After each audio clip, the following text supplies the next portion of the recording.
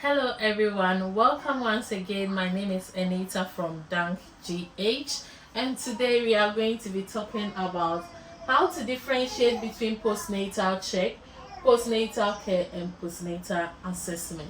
If you've been watching my videos, we've been talking about the new midwifery Osce, the changes that has taken place over the few months and years, and we've talked about the API, which is the assessment, planning, implementation, evaluation.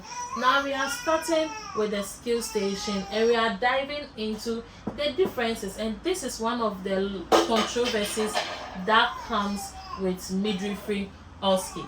Stay tuned, and I hope this is not as boring as my videos has been, but you're enjoying everything as it should. And I hope you are all passing your midwifery Osces. I can't wait to be hearing the good news in my comment section.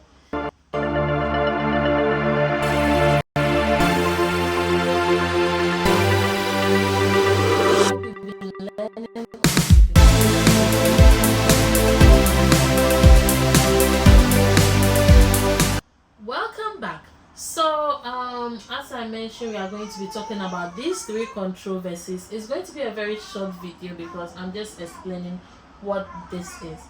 Now we have postnatal check as one of the things we need to do, one of the skills in the midwifery Osce. Postnatal care is also one, and postnatal assessment. So what does these three things mean in the midwifery Osce? Postnatal check is one of the skills you should know in midwifery. You know, we have API, we have the best skills, emergencies, evidence-based, and professional value. So the skills that we should know, one of them is a postnatal check. Yes, so when we talk about postnatal check, we are referring to the regular postnatal check that you would do for a woman. If a woman has a baby, what do you do? We do a regular postnatal check. So that is, you'll be diving into the physical, social, psychological aspects, ensure she's doing all right postnatally, and most of the time the documentation is a pro forma. So you do fill a pro forma for postnatal check. Now, one thing about it is, personally, I haven't seen the pro forma before. I have checked everywhere, all the documentations. I haven't seen the postnatal check pro forma. It's kind of it kind of look like a newborn pro forma. So you just need to look on the information given and you write your answer there. So that is like the breast, perineum. I'm not saying it's the breast, perineum, but I'm just saying that the postnatal things you will do will be reflecting on one side, and it just indicates the information. So that is how the pro forma looks like, but I haven't seen it. If you guys identify it as part of the supporting documents the NMC is releasing out for, or any other documentation as they have been releasing, I'm happy for you to share it, and I will definitely make a video on how to fill this pro forma. So we have always know that in postnatal check you are doing the assessment, so you are doing the check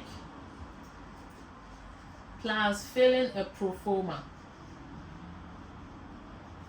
So after you have filled the pro forma, you give health education.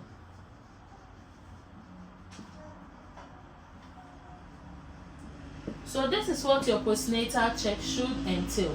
When it comes to postnatal care, is that your postnatal check has already been done. So it's a postnatal check, which is this check, your physical, social, psychological checks has already been done, and the answers has been put down on your question paper. So you are going to use that postnatal assessment or the postnatal check that has been done to care for the patient. And they have done it such that the care or the postnatal check that was done on the patient reviewed signs and symptoms of patient who could be showing sepsis. So that is why they give you the sepsis tool and the meows chart to do that. With the postnatal care, what you will be writing is the filling the meows chart,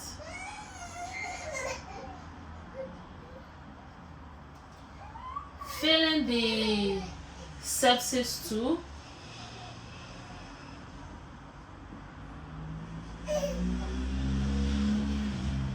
and using these two to give an SBAR, and using the SBAR to give using these two to give an SBAR to the examiner. So with the SBAR, you are going to be talking about situation, background, assessment, and recommendation. And postnatal care, your question paper should have what we call the scenario of the patient. It should have history as well, and it should have a postnatal check.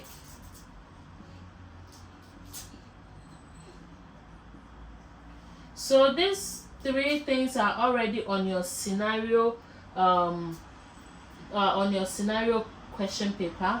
So you use this information to complete your meals chart, use it to fill your sepsis 2, then you give a verbal handover. So if you've been watching my videos on SBAR, you know that situation you're supposed to introduce yourself, background, assessment, and recommendation. So that is what you are supposed to do. Now when you are handing over, you don't just go, examiner, I'm going to hand over in the form of SBAR. Like, come on, be real. Examiner, I'm querying my patient for sepsis, and I would like to hand over my patient using the SBAR 2. Then you start with situation. My name is Anita, midwife caring for. You know how we do our situation. Then the background will be the history, which is already on your question paper. Assessment is going to talk about the postnatal check, which is already written on the question paper. Plus, you talk about the total meal score, which you had on your scoring. Then you describe your sepsis 2 as part of your assessment. So your assessment is going to talk about 3 things: the postnatal check on the question paper, your total meal score, and describing your sepsis 2, which are the things that you ticked on your sepsis 2. Then after that, you move to recommendation. So recommendation comes in 3 segments. That is, I always say that categorize it into verbalizing and justifying your sepsis 6 bundle, your 6 points of your sepsis 6. Then the next one you are going to talk about is your recommendation for your meal score. If you scored, probably you had 0, amber, 2, red, you are picking the third one. So you need to talk about that recommendation at the back of the meal chart. Then the third one I consider as recommendation should be alternative management. When I say alternative management, I'm referring to any other thing that you think can help the patient. What can it be? Antipyretic, antipyretic analgesics, taking wound swab for culture and sensitivity, regular postnatal check, supporting mother in bonding. All those are conventional management that we give to women if they are struggling. So this is how perfect your postnatal care is going to be like. Then the postnatal assessment.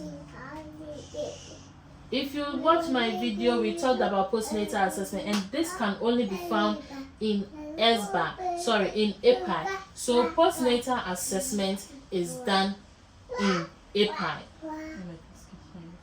Postnatal assessment is done in API. So this can be found as part of your API. That is, you can get antenatal API, labor API, and postnatal. Yes, so this brings us to the differentiation of the postnatal check, postnatal care, postnatal assessment. What you should know. Apologies.